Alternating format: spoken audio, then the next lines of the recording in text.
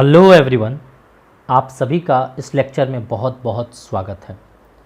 जैसा कि हम लास्ट लेक्चर में ऑलरेडी कुछ डिस्कशन कर रखे थे, जैसे कि मेटलर्जी का डेफिनेशन हमने बता रखा था आपको, हमने मिनरल्स क्या होता है ये बता रखा था, ओर्स क्या होते हैं ये बताए थे, डिफरेंट टाइप ऑफ ओर्स हमने लिखवा रखे थे जो कि आपको याद करने थे।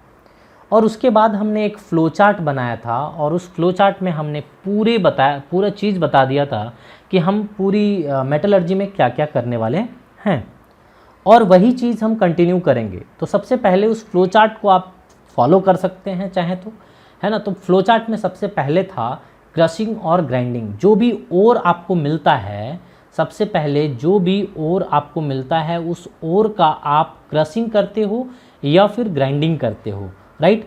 तो क्रशिंग, ग्राइंडिंग या फिर आप उसे पल्वेराइजेशन भी कह सकते हैं, ये तीनों सेम ही है। तो टर्मिनोलॉजी अलग अलग कहीं पे भी यूज़ किया जा सकता है, आपको इससे घबराने की ज़रूरत नहीं है। तो वो ओर को आपने क्रश किया, जो कि ओर को क्रश करने के बाद पाउडर्ड ओर में वो कन्वर्ट हो जाता है पूरी तरीके से। और पाउडर्ड ओर में कन्वर्ट करने का हमारा मेन मकसद यही है कि जितने भी मशीन के थ्रू ये जाए तो इजीली सब चीज़ अपना काम हो जाए, ठीक है। तो जो भी ओर थे उसको पाउडर्ड ओर में कन्वर्ट किया जाता है ना, बिफोर ट्रीटमेंट। जब भी आप ट्रीटमेंट करते हो, मतलब अगला जो भी मेथड आप अप्लाई करोगे उस ओर पे, तो सबसे पहला काम यही होगा कि आप उसको क्रश करिए, ग्राइंड करिए या पल्वेराइज करिए, उसको पाउडर्ड के फॉर्म में कन्वर्ट करिए। एक बार आपने कन्वर्ट कर लिया, मतलब पाउडर्ड ओर आपके पास आ गया, तो दूसरा मेथड था कि उस पाउडर्ड ओर को हमें कन्वर्ट करना था, है ना, कॉन्सेंट्रेशन मेथड अप्लाई करना था। और उस कॉन्सेंट्रेशन मेथड अप्लाई करने के बहुत सारे तरीके थे। क्या क्या अप्लाई करना था मैं बताऊंगा अभी धीरे धीरे। आज के इस लेक्चर में पूरी की पूरी कॉन्सेंट्रेशन मेथड में हम फोकस करेंगे और पूरा का पूरा कॉन्सेंट्रेशन मेथड आज कंप्लीट करेंगे। सो कॉन्सेंट्रेशन को हम और अलग अलग टर्म में क्या क्या कह सकते हैं, इनरिचमेंट कह सकते हैं, बेनिफिकेशन कह सकते हैं, ड्रेसिंग कह सकते हैं। तो ये सब तरीका है। डॉक्टर वर्ड यूज़ करता है ना, ड्रेसिंग, है ना। जो आपको कुछ लग जाता है चोट वगैरह तो वो ड्रेसिंग करता है, वो शुरुआती चीज़ में, तो वो ड्रेसिंग है, साफ़ सफाई करना, है ना। जैसे घाव वगैरह हो जाता है उसमें वो ड्रेसिंग करता है, पहले वो रुई से लगाते हैं, वो सबसे पहले मतलब जो भी उनका फर्स्ट एड रहता है पहले वो लगाते हैं, वो साफ़ करते हैं, दैट इज़ ड्रेसिंग। तो concentration of ore, enrichment, beneficiation या फिर ड्रेसिंग जो भी कहा जा सकता है। अब यहाँ देखिए एक टर्मिनोलॉजी आता है कॉन्सेंट्रेशन में। जब भी आप किसी ओर का कॉन्सेंट्रेशन करते हैं तो कुछ टर्मिनोलॉजी आएंगे, उसे हमें दिमाग में रखना पड़ेगा। जैसे मान लीजिए कि टर्मिनोलॉजी क्या आएगा, गैंग, मैट्रिक्स और इम्प्यूरिटीज़। इन दोनों का मतलब, इन तीनों का मतलब एक ही है, दैट इज़ इम्प्यूरिटीज़। गैंग बोला जा सकता है, मैट्रिक्स वर्ड यूज़ किया जा सकता है या फिर इम्प्यूरिटीज़ वर्ड यूज़ किया जा सकता है। इनमें से कोई भी वर्ड यूज़ किया जाए तो आपको समझ जाना है कि वो गंदगी की बात कर रहा है, उसमें जो इम्प्यूरिटीज़ एसोसिएटेड है जो ओर्स के साथ में, वो उसके बारे में बात करना चाह रहा है। किसे कहते हैं आखिर इम्प्यूरिटीज़? तो अनवांटेड सिलिशियस कंपाउंड जो उसमें मौजूद रहते हैं, सैंड वगैरह, है ना, सैंड मार्बल्स वगैरह जो भी उसमें मौजूद रहते हैं, अनवांटेड, जो कि काम का नहीं है, siliceous compound and other impurities कुछ भी हो सकता है, बहुत सारा, फॉस्फोरस, आर्सेनिक, ये सब बहुत सारे इम्प्यूरिटीज़ उसमें मौजूद होते हैं। और अलग अलग स्टेप में हम अलग अलग इम्प्यूरिटीज़ को रिमूव करेंगे।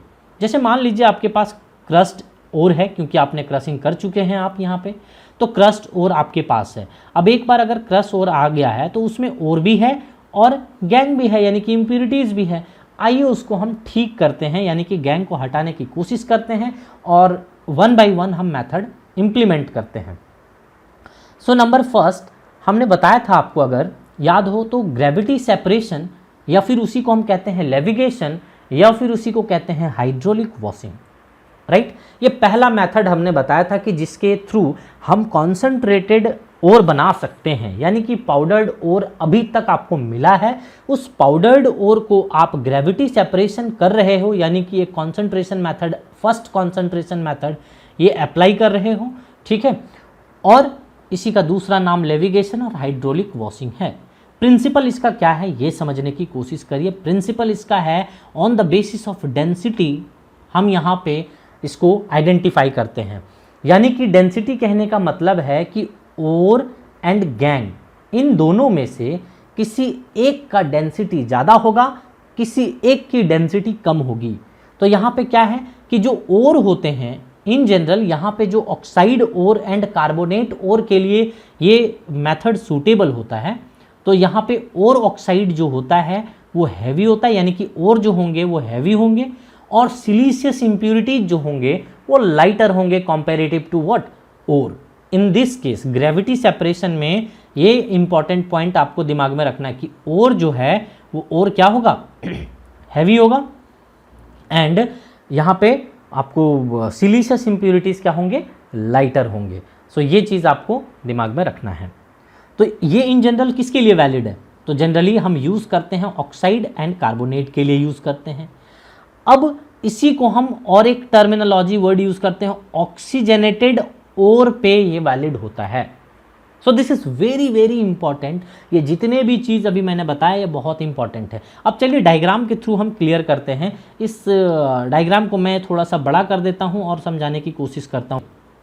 देखिए यहाँ पे ये जो ओर है, ये जो पाउडर्ड ओर है, यहाँ पे इस जगह पे जो आपने भर के रखा है, इस पाउडर्ड ओर को आपने यहाँ से पास कराया, हाइड्रोलिक वॉशिंग है ना कर रहे हैं हम। और ये जो है वो विल्फ्लेट टेबल है, ये इस तरीके से जो आप ऐसा जो देख पा रहे हैं आप, इसको विल्फ्लेट टेबल कहते हैं, राइट। सो ये विल्फ्लेट टेबल है, यहाँ से वाटर फ्लो हो रहा है, इस डायरेक्शन में बड़े तेज़ी से वाटर का फ्लो हो रहा है। तो क्या होगा कि वाटर का फ्लो होगा और ऊपर से यहाँ से ऊपर से गिर रहे हैं क्या, गैंग प्लस ओर दोनों मिक्स होकर के इसमें गिर रहे हैं। लेकिन जो मेटेलिक पार्ट होंगे, जो ओर्स होंगे, वो ओर नीचे बॉटम की ओर बैठ जाएगा। यहाँ पे ओर आप देख रहे हैं रेड कलर का बॉटम में यहाँ पे बैठ गया है, राइट।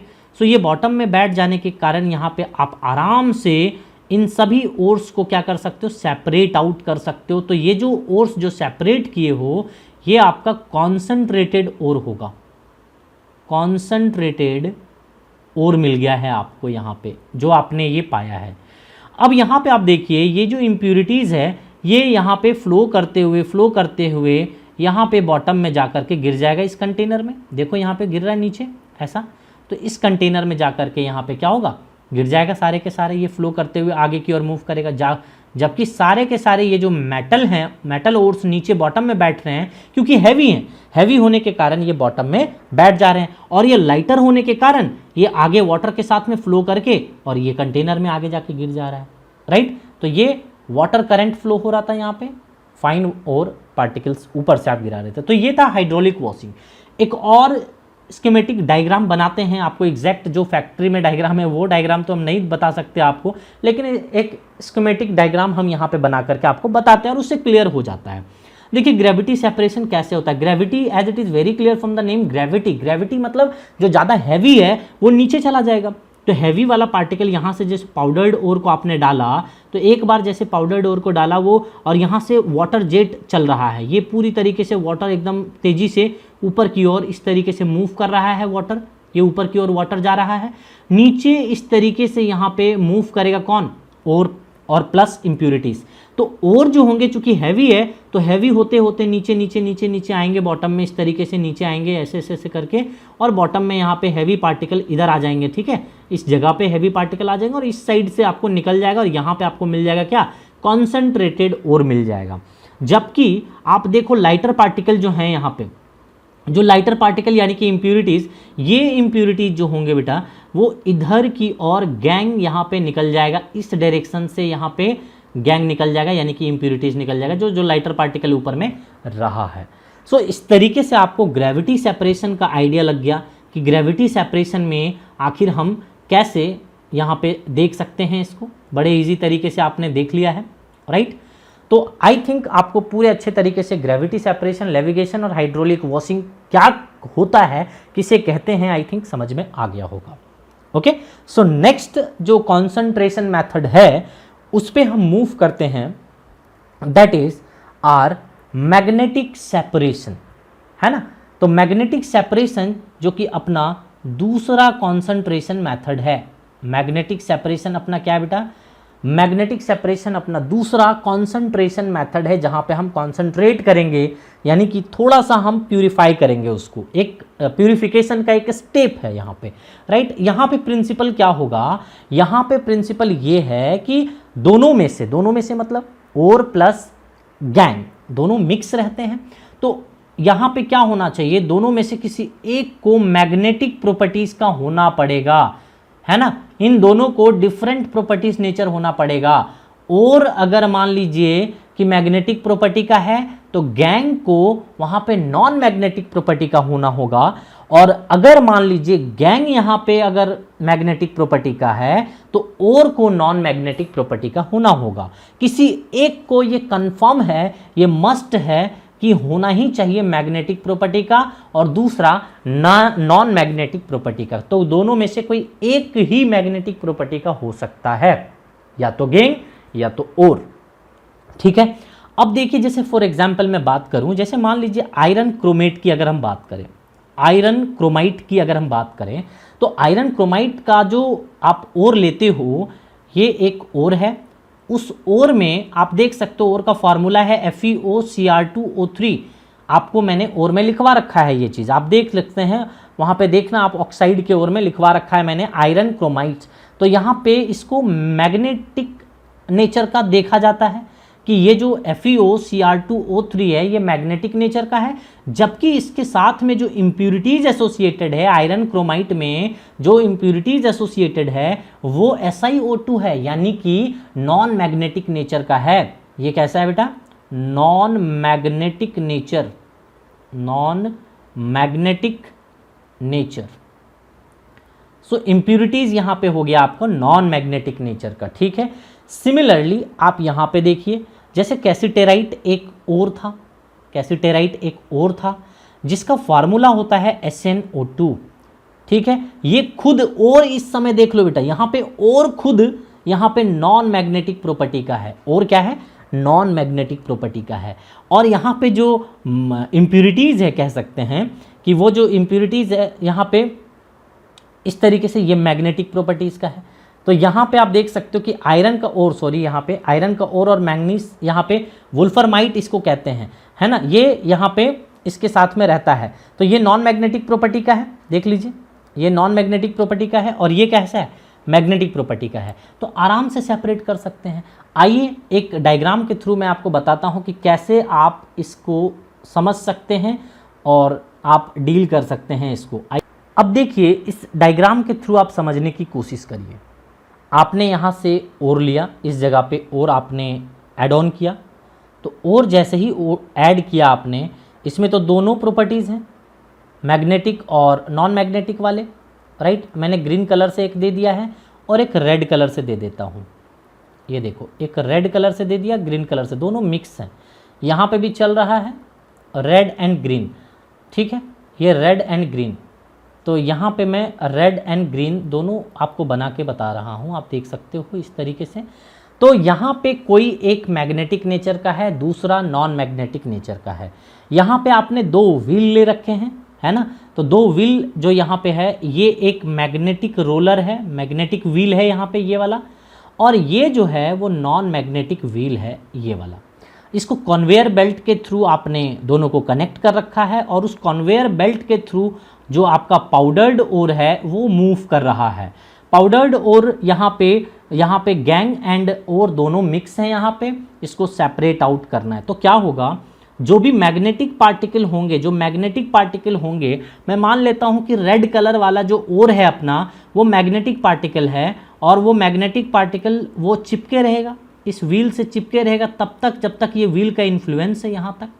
फिर जैसे ही इस व्हील का इन्फ्लुएंस खत्म हो जाएगा उस ओर्स पे, तो इसको ये छोड़ने लग जाएगा, ऐसे करके ये छोड़ने लग जाएगा, और आकर के इस कंटेनर में कलेक्ट हो जाएगा। कौन, मैग्नेटिक वाला मटेरियल इसमें आके कलेक्ट हो जाएगा। अब सोचिए, जो ग्रीन कलर का था, जो नॉन मैग्नेटिक का प्रॉपर्टी का था, जो ग्रीन कलर वाला है ना, तो यहाँ पे क्या होगा, वो तो स्टिक होगा नहीं, वो स्टिक नहीं होगा व्हील से, वो डायरेक्टली आगे की ओर मूव कर जाएगा, आगे की ओर गिर जाएगा ऐसे करके। तो इस कंटेनर में आपको कलेक्ट कर लेना है नॉन मैग्नेटिक मटेरियल को, राइट। इस तरीके से जो आपको ओर्स मिले थे, वो ओर को आपने बड़े आसानी से कन्वर्ट कर दिया है, किसमें, मैग्नेटिक एंड नॉन मैग्नेटिक को सेपरेट आउट कर लिया है।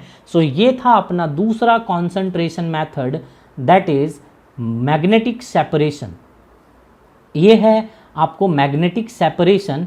अब यहाँ पे आप देखिए, आपको मैंने जो बताया था एग्जाम्पल, वो एग्जाम्पल आप फिर से एक बार यहाँ पे रिकॉल कर सकते हैं। देखिए यहाँ पे क्या है, तो आपने मैग्नेटिक सेपरेशन में क्या देखा कि ये दो जो एग्जाम्पल लिए थे आपने, ये दो एग्जाम्पल्स, उन दोनों एग्जाम्पल्स को गौर से देख लीजिए। यहाँ पे एक था आयरन क्रोमाइट में मैग्नेटिक प्रॉपर्टी था, यहाँ पे नॉन मैग्नेटिक प्रॉपर्टीज़ का इम्प्यूरिटीज़ है। यहाँ देखिए वुल्फरमाइट कैसेटेराइट में जो इम्प्यूरिटीज़ मौजूद होता है दैट इज़ वुल्फरमाइट। यहाँ पे आप देख सकते हो ये इसका मैग्नेटिक नेचर है, और यहाँ पे SnO2 जो है वो नॉन मैग्नेटिक नेचर का है। तो आप इस तरीके से समझ सकते हो कि कैसे हमने मैग्नेटिक व्हील के हेल्प से इन दोनों को अलग कर लिया है।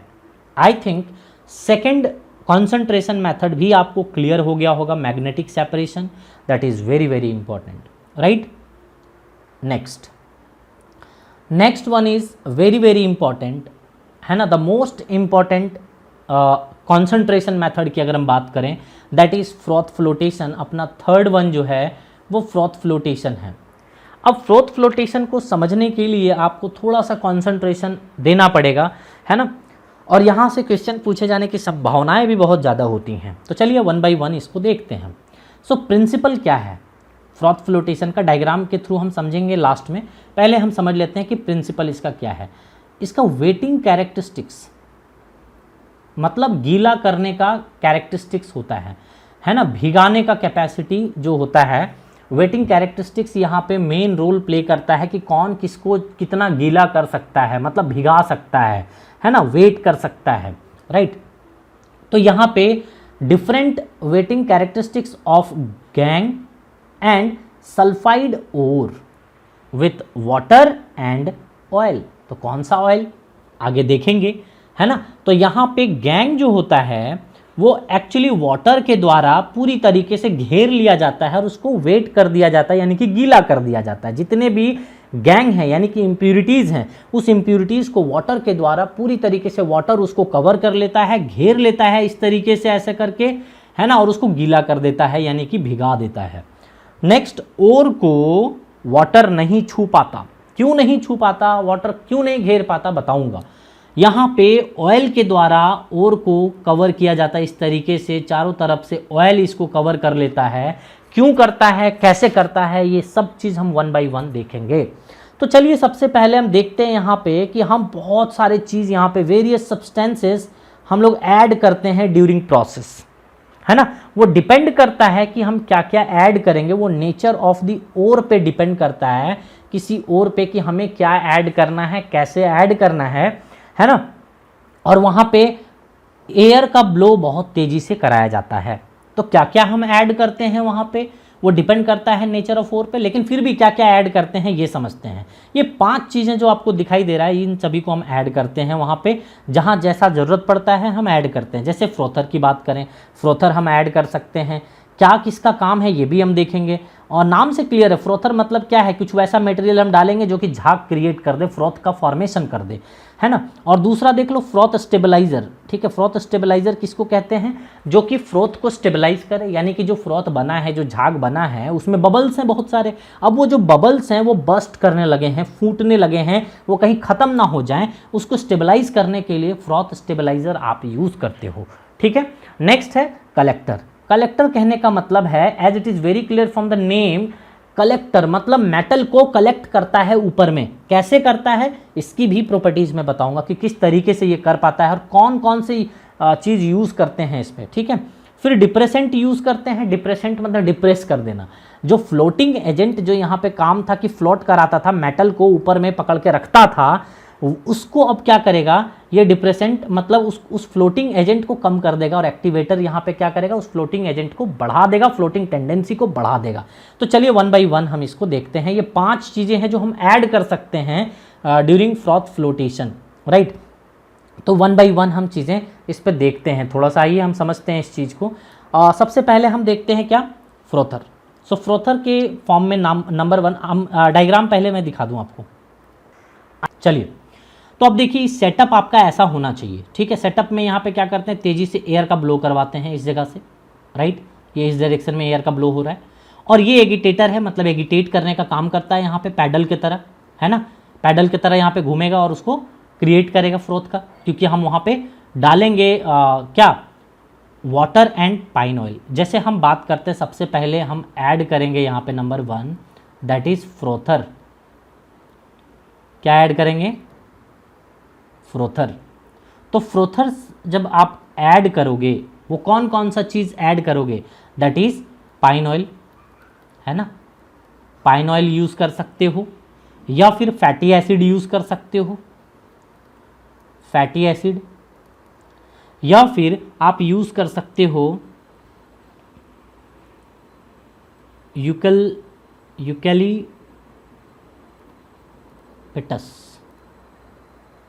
यूकेलिप्टस ऑयल आप यूज़ कर सकते हो।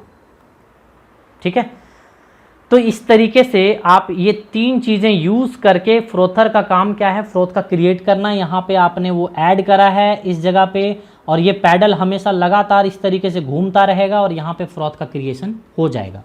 फ्रोथ का क्रिएशन हो जाएगा, उसके बाद आप क्या करोगे कि ये फ्रोथ जो क्रिएट हुआ है, जो बबल्स यहाँ पे बने हैं, वो बबल्स ना टूटे, तो इस बबल्स के ना टूटने का हमें एक वहाँ पे भी रिएजेंट डालने होंगे, और वो स्टेबलाइज उसको करके रखेगा, दैट इज फ्रोथ स्टेबलाइजर।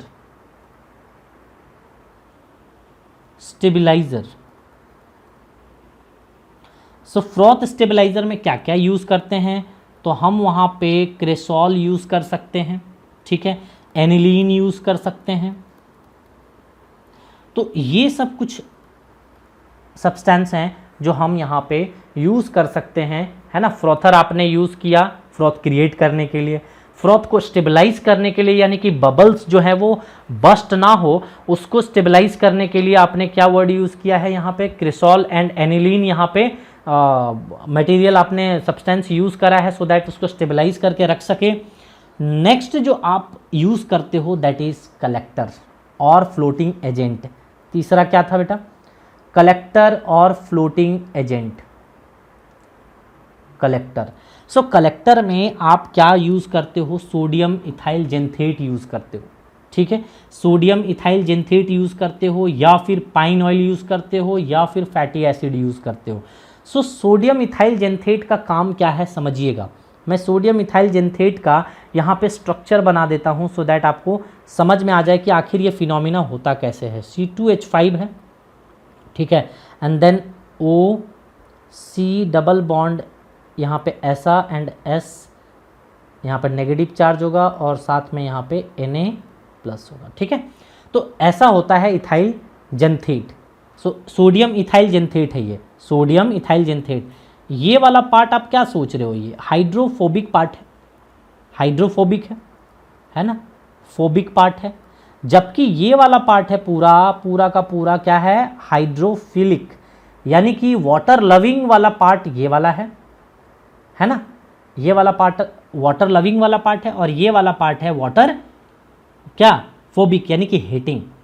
अब क्या होगा, तो आप समझिए कि जो ओर है, उस ओर को, जो यहाँ पे ओर मौजूद है इस पे, उस ओर को क्या करेगा, चारों तरफ से घेर लेगा। कौन घेर लेगा, है ना, वाटर क्या है, वाटर पोलर नेचर का है, तो ये वाला पार्ट जो है वो वाटर से कनेक्ट होगा, वाटर से कनेक्ट होने वाला ये वाला पार्ट है, क्योंकि ये पार्ट पोलर है, प्लस माइनस चार्ज आ रहा है, पोलर नेचर का है, और ये नॉन पोलर पार्ट है, यानी कि ओर को ये अपने चारों तरफ से घेर लेगा।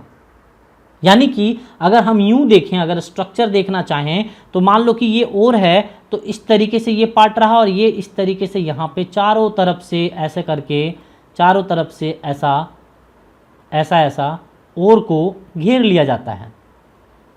यानी कि ओर जो पार्टिकल है, वो ओर पार्टिकल क्या करेगा, इस तरीके से, मतलब जितने भी ओर्स हैं, जो आपने पाउडर्ड ओर डाले थे, वो सारे के सारे पाउडर्ड ओर ऊपर में ही कलेक्ट हो जाएंगे। यहाँ पे ये सारे के सारे कलेक्टर जो हैं, वो कलेक्ट करके ऊपर में ही रखे रहेंगे इसको। ये पूरा ओर है बेटा, जो ओर है ना, उस ओर को, सल्फाइड ओर को, यहाँ पे मेनली जो सूटेबल होता है वो सल्फाइड ओर सूटेबल होता है, उस सल्फाइड ओर को कलेक्ट करके ऊपर बॉटम में वो रखे हुए है, ठीक है। कौन, कलेक्टर। कलेक्टर का काम है कलेक्ट करना, किसको, ओर्स को, वो अपने सरफेस पे कलेक्ट करके रखे हुए हैं, ठीक है। और जो इम्प्यूरिटीज़ है, जो गैंग पार्टिकल है वो गैंग पार्टिकल तो वाटर से प्यार कर रहा है, तो वाटर के साथ में उसकी बॉन्डिंग होगी और वाटर के साथ में बॉन्डिंग हो करके ये फ्लो करके वाटर के साथ में गैंग पार्टिकल इधर आ जाएगा। समझ रहे हो? और जो फ्रोथ होगा, ये जो फ्रोथ आपने बनाया है, इस फ्रोथ को इस कॉन्सेंट्रेटेड ओर में आप यहाँ पे इस तरह से फ्रोथ को ले आओगे इधर। अब यहाँ पे क्या है कि इस फ्रोथ, यहाँ पे फ्रोथ भी है और आपका ओर्स भी है, कॉन्सेंट्रेटेड ओर एंड फ्रोथ। लेकिन अब आपको क्या करना है, यहाँ पे उसको तो अलग भी करना पड़ेगा। तो आई थिंक डायग्राम समझ में आ गया होगा। अब यहाँ पे हम वर्ड यूज करते हैं, देखना कि अब जो आपको मिला है कॉन्सेंट्रेटेड ओर जो मिला है बेटा, इस कॉन्सेंट्रेटेड ओर का हम क्या करें आइए समझते हैं। अब अभी थर्ड वन हमारा हो गया। Number 4 that is very very important कि आखिर डिप्रेसेंट का क्या काम है। डिप्रेसेंट का काम क्या है समझिएगा, देखिएगा। जैसे मान लीजिए डिप्रेसेंट,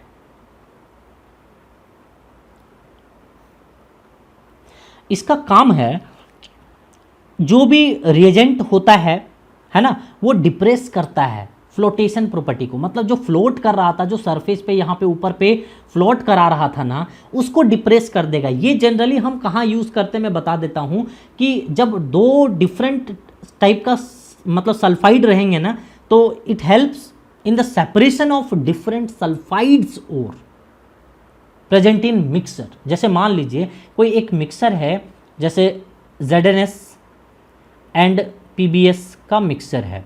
यहाँ पे आपका ZnS जो है वो इम्प्यूरिटीज़ है, मान लीजिए ये इम्प्यूरिटीज़ है, और ये आपका ओर है जो कि आपको कलेक्ट करना है, निकालना है। तो यहाँ पे एक डिप्रेसेंट यूज़ करिए। उसको डिप्रेसेंट जो होता है यहाँ पे, इसके लिए वो NaCl सूटेबल डिप्रेसेंट है। ये क्या है बेटा, यहाँ पे ये डिप्रेसेंट है यहाँ पे।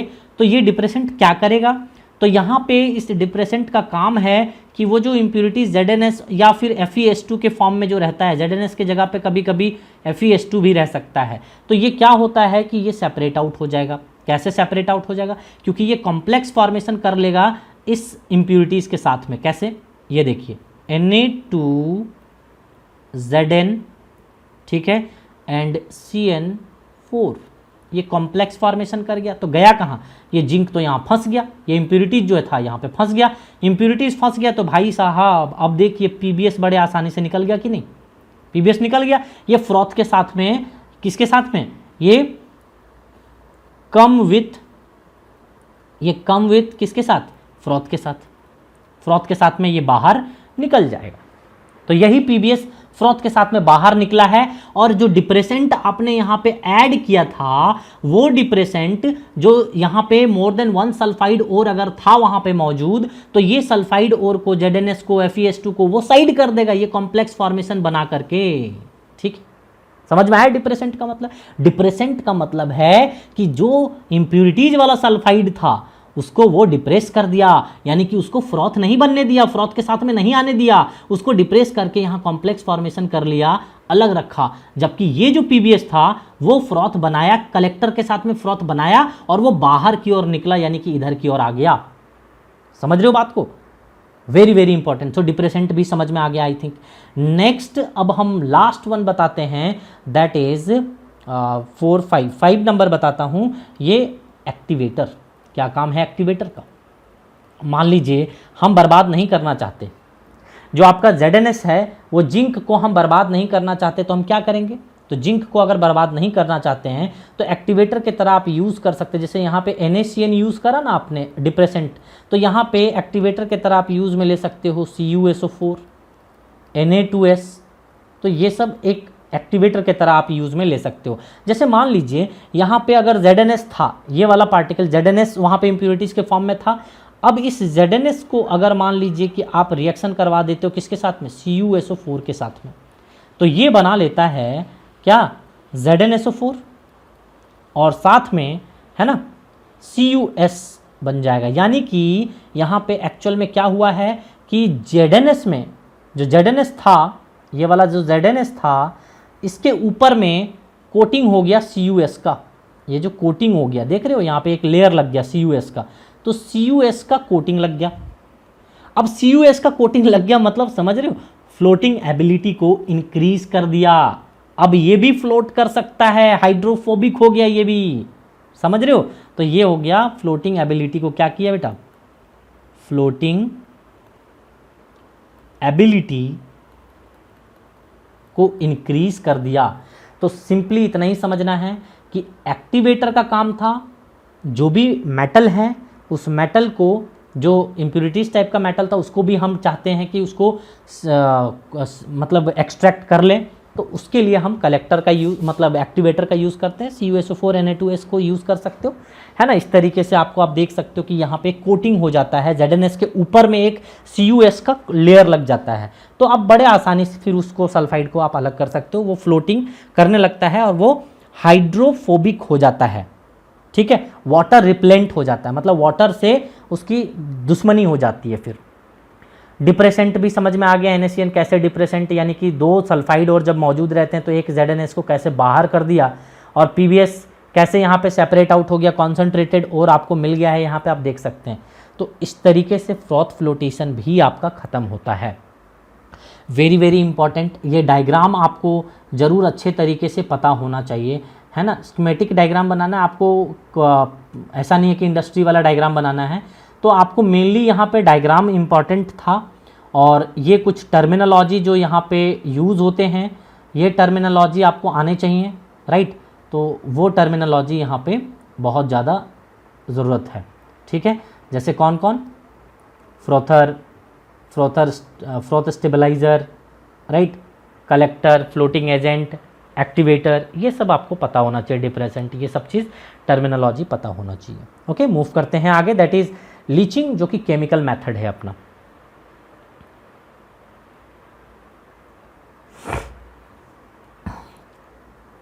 अब देखिए लास्ट अपना है कंसंट्रेशन मेथड में, 3 कंसंट्रेशन मेथड पढ़ लिया हमने। सबसे पहले ग्रेविटी सेपरेशन पढ़ा हमने, ठीक है, एंड देन हमने क्या पढ़ा, magnetic separation, and then froth flotation पढ़ा। 3 हमने फिजिकल वाला पढ़ लिया। अब हमें केमिकल मेथड समझना है, यानी कि जो लेबोरेटरी में हम कर सकते हैं, केमिकल्स का यूज़ करके हम जो कर सकते हैं, है ना, सूटेबल रिएजेंट को यूज़ करके हम जो कर सकते हैं वो वाला, उसको लीचिंग कहते हैं। तो मान लीजिए कि ओर प्लस गैंग आपने लिया और उसमें आपको सूटेबल रिएजेंट लेना होता है, तो आपको जो बना देता है वो वाटर सॉल्युबल कॉम्प्लेक्स बना लेता है ना। जो मेटल होता है, जो ओर होता है, तो ओर क्या करेगा, ओर जो है वो वाटर सॉल्युबल कॉम्प्लेक्स बनाएगा, और जो इम्प्यूरिटीज़ होगा वो इम्प्यूरिटीज़ रिमेन इनसॉल्युबल रहेगा वाटर में इनसॉल्युबल है, तो यानी कि बाहर निकल जाएगा बड़े आसानी से। अच्छा, ये किसके लिए सूटेबल है, जैसे वहाँ पे हमने देखा कि फ्रॉथ फ्लोटेशन सल्फाइड ओर के लिए मेनली सूटेबल था, तो यहाँ पे ये जो सूटेबल है वो एल्यूमिनियम के लिए, सिल्वर के लिए, Au के लिए, गोल्ड के लिए, है ना, या फिर लो ग्रेड कॉपर ओर के लिए ये सूटेबल होता है। अब आपको पता है बॉक्साइट का फार्मूला होता है Al2O3.2H2O, Al2O3 आपको तो पता है बॉक्साइट का, लेकिन red bauxite and white bauxite का मतलब क्या है। रेड बॉक्साइट में जनरली जो होता है, मेजरली जो आपको देखा जाता है यहाँ पे जो इम्प्यूरिटीज मौजूद होते हैं, दैट इज Fe2O3 टाइप का या FeO टाइप का इम्प्यूरिटीज मौजूद होता है। जबकि वाइट वाले में, वाइट बॉक्साइट में यहाँ पे आप देख सकते हो कि SiO2 इम्प्यूरिटीज यहाँ पे मौजूद होता है। क्लियर है, तो आई थिंक ये वाला पार्ट आपको क्लियर होगा। अब मैं एक एक करके आपको रिएक्शन दिखाता हूँ कि कैसे आखिर हम इसको लीचिंग मेथड से एल्यूमिनियम का एक्सट्रैक्शन कर सकते हैं। तो देखिए लीचिंग मेथड से हम एल्यूमिनियम का एक्सट्रैक्शन कैसे करेंगे, यहाँ पे किसी भी तरह का डायग्राम की अपने को ज़रूरत नहीं पड़ेगी, तो मुझे जूम इन जूम आउट करने की ज़रूरत भी नहीं पड़ेगी। Bears process, first leaching method जिससे हम एल्यूमिनियम को कॉन्सेंट्रेट कर सकते हैं, तो बेयर्स प्रोसेस में जो हम रिएजेंट यूज़ करते हैं दैट इज़ NaOH, ठीक है, NaOH यूज़ करते हैं। अब आप देखेंगे कि कैसे कैसे कर सकते हैं। NCERT में सिंपली ये रिएक्शन लिख रखा है कि Al2O3 सॉलिड फॉर्म में आप लेते हो और उसमें NaOH आप रिएक्शन करवा देते हो। जैसे ही आप एक्वेस फॉर्म में, यानी कि वाटर आपने ऐड किया है, बहुत ज़्यादा एक्सेस वाटर आपने लिया है, ठीक है, एक्सेस वाटर लेने के बाद आपको ये मिल जाता है और साथ में यहाँ पे जो है वो एक कॉम्प्लेक्स कंपाउंड बनाता है। अभी मैंने कहा ना कि जो भी मेटल होगा वो कॉम्प्लेक्स कंपाउंड बनाएगा, तो ये लो कॉम्प्लेक्स कंपाउंड बना लिया भाई मेटल। और अभी भी जो इम्प्यूरिटीज़ होगा वो क्या होगा, वो आपको अलग से, वो तो इनसॉल्युबल है, तो इनसॉल्युबल है वो तो सेपरेट आउट हो जाएगा। तो स्टेप 1 में तो आपको ये करना है कि आपको NaOH में उसको डिजॉल्व कर देना है, NaOH रिएजेंट डाल देना है, वाटर ढेर सारा एक्सेस अमाउंट में ले लीजिए यहाँ पे, ठीक है। स्टेप 2 में क्या करना है कि जो आपका मिला है, यानी कि क्या मिला है, जो 2NaAlOH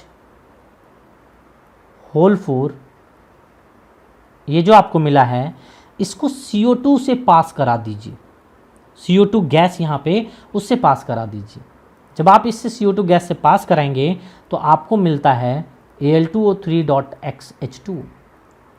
वो डिपेंड करता है कि किस तरीके से वहाँ पे वाटर मौजूद है। तो यहाँ पे 2NaHCO3, ठीक है, तो ये मिल जाएगा आपको, क्लियर है। तो ये मिलने के बाद आपको जो भी वाटर पार्टिकल उस पर मौजूद है, यहाँ पे जो भी वाटर पार्टिकल मौजूद है, स्टेप 3 में उसको हीट कर दीजिए।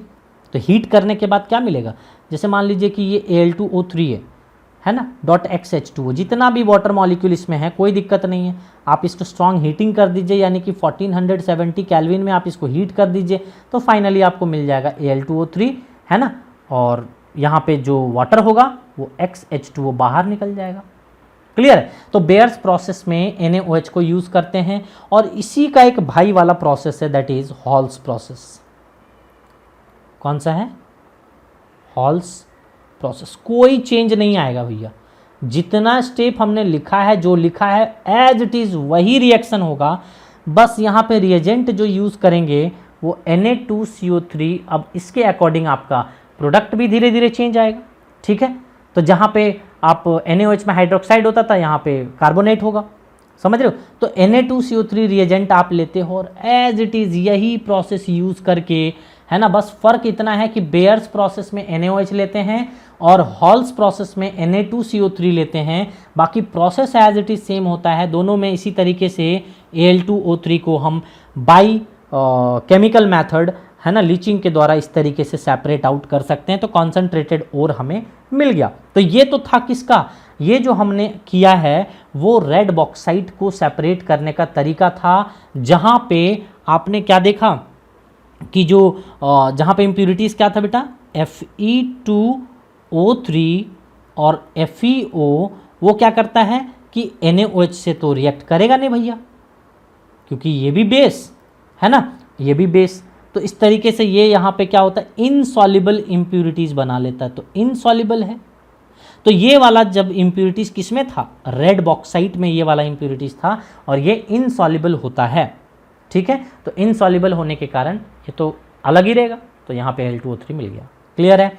तो ये तो आपको मिला बेटा किसके थ्रू, रेड बॉक्साइट को आपने प्यूरिफाई किया है, क्योंकि रेड बॉक्साइट में जो इम्प्यूरिटीज़ होता है वो Fe2O3 वाला इम्प्यूरिटीज़ होता है, या FeO वाला। अब हम वाइट बॉक्साइट को देखते हैं कि वाइट बॉक्साइट के लिए क्या करोगे। वाइट बॉक्साइट के लिए आप क्या करोगे, तो यहाँ पे एक मेथड अप्लाई करते हैं, क्योंकि इम्प्यूरिटीज़ यहाँ पे क्या होता है, आपको SiO2 इम्प्यूरिटीज़ होता है। तो इम्प्यूरिटीज़ SiO2 होता है, तो क्या होगा, स्पर्क्स प्रोसेस यहाँ पे आप अप्लाई कर दो। मतलब एक मेथड होता है दैट इज सरपेक्स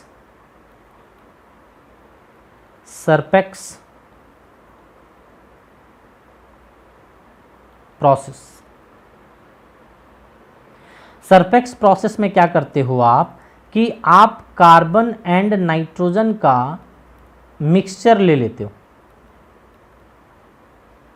है ना। आपने क्या देखा, बेयर्स में NaOH लिया था, हॉल्स प्रोसेस में हमने क्या लिया था, Na2CO3 रिएजेंट लिया था, और सरपेक्स में क्या लिया है, कार्बन एंड नाइट्रोजन का मिक्सचर लिया। इसमें क्या होगा कि Al2O3 जो है वो N2 के साथ में रिएक्शन करके यहाँ पे CO2 बाहर निकल जाएगा, ठीक है। और इसमें आपको ऐसे ही बाहर नहीं निकलेगा, 1800 डिग्री सेल्सियस पे आपको हीटिंग करना पड़ेगा, बहुत भयंकर स्ट्रॉन्ग हीटिंग है। तो यहाँ पे एल्यूमिनियम का नाइट्राइड बन जाएगा, ये एल्यूमिनियम का नाइट्राइड बनेगा, ठीक है। तो एल्यूमिनियम का, सॉरी, यहाँ पे कार्बन मोनोऑक्साइड रिलीज होगा, नॉट CO2, ठीक है। तो कार्बन मोनोऑक्साइड यहाँ पे रिलीज होगा और एल्यूमिनियम नाइट्राइड बनेगा, और फिर इसको वाटर में आप डुबो दीजिए, तो सोचिए इसका हाइड्रोलिसिस कराते हैं ALN का, तो क्या होता है, एल्यूमिनियम का हाइड्रोक्साइड बन जाता है। जितना ऑक्सीडेशन स्टेट में है उसी का हाइड्रोक्साइड बनेगा और ये प्रेसिपिटेट के फॉर्म में वहाँ पे बैठ जाएगा बॉटम में, और NH3 गैस फुर्र से उड़ जाएगा ऊपर की ओर। समझ रहे हो? तो इस तरीके से आपको सेपरेट आउट करना था। जो इम्प्यूरिटीज़ था उसका क्या होगा, तो इम्प्यूरिटीज़ क्या था यहाँ पे, व्हाइट बॉक्साइड में इम्प्यूरिटीज़ क्या होता है, SiO2, तो ये इम्प्यूरिटीज़ है आपका। ठीक है, अब ये इम्प्यूरिटीज़ क्या बना लेगा, CO2 उड़ जाएगा फुर से, और फिर यहाँ पे Si जो है वो अलग हो जाएगा, ये भी गैस के फॉर्म में आपको कलेक्ट हो जाएगा। तो यहाँ पे क्या मिला आपको, ये एल्यूमिनियम हाइड्रोक्साइड। इसको जब आप हीटिंग करते हो ना बेटा, जब आप हीटिंग करते हो लगभग 600 डिग्री सेल्सियस में, 575 डिग्री सेल्सियस में जब आप हीट करते हो तो ये Al2O3 में चेंज हो जाता है। तो यानी कि आप देख सकते हो यहाँ पे भी लीचिंग मेथड से आपने कॉन्सेंट्रेट कर लिया, और यहाँ पे भी लीचिंग मेथड से ऊपर भी Fe2O3 कॉन्सेंट्रेट कर लिया। ये तो था एल्यूमिनियम को कॉन्सेंट्रेट करने का तरीका, है ना, ये एल्यूमिनियम को आपने कॉन्सेंट्रेट किया। हम इसी तरीके से यहाँ पे गोल्ड एंड सिल्वर को भी कॉन्सेंट्रेट कर सकते हैं। लास्ट अपना जो बच गया है वो गोल्ड एंड सिल्वर के लिए, तो जिसको हम साइनाइड प्रोसेस कहते हैं, या फिर एक बहुत फेमस नाम है दैट इज मैक आर्थर, है ना, Forrest MacArthur Forrest process, या फिर इसी को कहते हैं साइनाइड प्रोसेस। क्या कहते हैं, साइनाइड प्रोसेस। तो मैक आर्थर फॉरेस्ट प्रोसेस या साइनाइड प्रोसेस, बड़ा इजी है, आपको पता है कि चीज़ें कॉमन है, जो ऊपर में मैंने लिखा है ना वो चीज़ें कॉमन है। जैसे मान लीजिए क्या कॉमन है भैया, कि Ag का आपको कराना है, तो Ag का कराना है तो पहले आप इसका ओर्स लीजिए, दैट इज Ag2S। ठीक है, इसको क्या करना था, एक रिएजेंट, सूटेबल रिएजेंट इसके लिए लेंगे, दैट इज NaCN। मैंने एक सूटेबल रिएजेंट लिया, तो ये क्या करता है, जो मेटल होता है वो कॉम्प्लेक्स का फॉर्मेशन कर लेता है, दैट इज यहाँ पे 2NaAgCN होल ट्वाइस, एक कॉम्प्लेक्स फॉर्मेशन कर लिया, और जो इम्प्यूरिटीज़ होता है वो बाहर निकल जाएगा इसी तरीके से। यहाँ पे Na2SO4 यहाँ पे इस तरीके से हो गया। अब लेकिन यहाँ पे Ag हमें सेपरेट आउट करना है, तो क्या करेंगे, एक इलेक्ट्रोपॉजिटिव एलिमेंट, ऐसा इलेक्ट्रोपॉजिटिव एलिमेंट यहाँ पे लीजिए कि वो उसको डिस्प्लेस कर पाए, रिप्लेस कर पाए। ठीक है, तो डिस्प्लेस करने के लिए मैं क्या करता हूँ कि more electropositive element, that is मैं जिंक को यहाँ पे ले लेता हूँ। तो ये हो गया, जिंक को आपने यहाँ पे ले लिया। इस जिंक को आप देखेंगे तो ये इसको धक्का मार के निकालेगा क्योंकि मोर इलेक्ट्रोपॉजिटिव है। तो फाइनली होगा क्या कि Na2Zn, यहाँ पे Zn आ जाएगा कॉम्प्लेक्स कंपाउंड के अंदर, है ना, और कॉम्प्लेक्स कंपाउंड के अंदर आने के बाद यहाँ पे मस्त आपको Ag जो है वो मिल जाता है प्रेसिपिटेट के फॉर्म में, वहाँ बॉटम में बैठा हुआ दिख जाता है आपको। Similar as it is process आपको कराना है बेटा गोल्ड के साथ में, कोई फ़र्क नहीं पड़ना है। तो गोल्ड के साथ में भी वही मेथड लगा दो, AU दैट इज़ गोल्ड। तो गोल्ड के साथ में अब ये मेथड कैसे लगाओगे, सेम करना है अपने को। AU लीजिए, सूटेबल रिएजेंट इसके लिए KCN लीजिए, ठीक है, और वाटर तो रहेगा ही, इसमें तो कोई डाउट नहीं है। यहाँ पे O2 गैस पास करा दीजिए, एयर तो ब्लो कराना ही है। तो ये कॉम्प्लेक्स फॉर्मेशन करेगा भैया, क्या कॉम्प्लेक्स फॉर्मेशन करेगा, AuCN होल ट्वाइस, और साथ में KOH बना लेगा। ठीक है, ऐसे KOH बना लिया। अब इसको हटाना है भैया, Au को सेपरेट करना है, तो फिर से इलेक्ट्रोपॉजिटिव एलिमेंट कौन सा लेंगे, जिंक ले लेते हैं, AuCN whole twice and plus KOH solution में और प्लस जिंक। ये जिंक इसको डिस्प्लेस करेगा ऐसे करके, और फाइनल प्रोडक्ट जो होगा वो K2ZnO2 प्लस KCN और साथ में AU आपको बॉटम में यहाँ पे मिल जाता है। तो देख लीजिए बेटा, AU निकाल दिया मैंने, Ag आपको कॉन्सेंट्रेटेड ओर के फॉर्म में मिल गया, तो सब चीज़ मिल गया। कॉन्सेंट्रेटेड ओर आपको पूरी तरीके से ख़त्म हो गया। मैं एक बार यहाँ पे समराइज़ कर देता हूँ कि मैंने आपको क्या क्या बताया यहाँ पे, ठीक है। वो हमने अब आपको क्या क्या बताया है समझिएगा। इसमें हमने सारे के सारे कॉन्सेंट्रेशन मेथड पढ़े। सबसे पहले हमने ग्रेविटी सेपरेशन पढ़ा, फिर हमने पढ़ा मैग्नेटिक सेपरेशन, फिर हमने पढ़ा फ्लोटेशन। फिर ये तीनों फिजिकल मेथड को करने के बाद आपको लीचिंग पढ़ाया, राइट। सो लीचिंग आपको पढ़ा दिया। लीचिंग में आपको लास्ट में मैंने बताया कि एल्युमिनियम का एक्सट्रैक्शन और Ag का और Au का एक्सट्रैक्शन करते हैं। एल्युमिनियम को हमने 3 मेथड से बताया, Bayer's process, Hall's process, Serpeck's process, ये बता दिया मैंने एल्युमिनियम का एक्सट्रैक्शन। बाकी इन दोनों का आप सिंपली जो मैंने मेथड बताया था कि कोई भी आप ओर के साथ में सूटेबल रिएजेंट लीजिए, वो कॉम्प्लेक्स फॉर्मेशन कर लेता है, जो भी ओर रहता है वो कॉम्प्लेक्स फॉर्मेशन करता है, और जो इम्प्यूरिटीज़ होता है वो रिमेन इनसॉल्युबल रहता है वाटर में, टैंक में, ठीक है। तो इस तरीके से आपने सेपरेट आउट कर लिया है। सो पहले वाले लेक्चर में नंबर 1 फर्स्ट लेक्चर में इंट्रोडक्शन था, दूसरे लेक्चर में हमने कॉन्सेंट्रेशन मेथड को ख़त्म किया। अब हमें आगे बढ़ना है और आगे जो होगा वो अभी हम मेटल ऑक्साइड की तरफ जाएंगे, जहाँ पे कैल्सिनेशन एंड रोस्टिंग के बारे में समझेंगे, एंड देन हम रिडक्शन प्रोसेस की तरफ मूव करेंगे। आई थिंक आप फ्लो चार्ट को फॉलो कर रहे हो और आपको समझ में भी आ रहा है चीज़ें कि हम किस डायरेक्शन में कैसे मूव कर रहे हैं। Okay, thank you. सो इस लेक्चर को यहीं पे रखते हैं। Thank you everyone.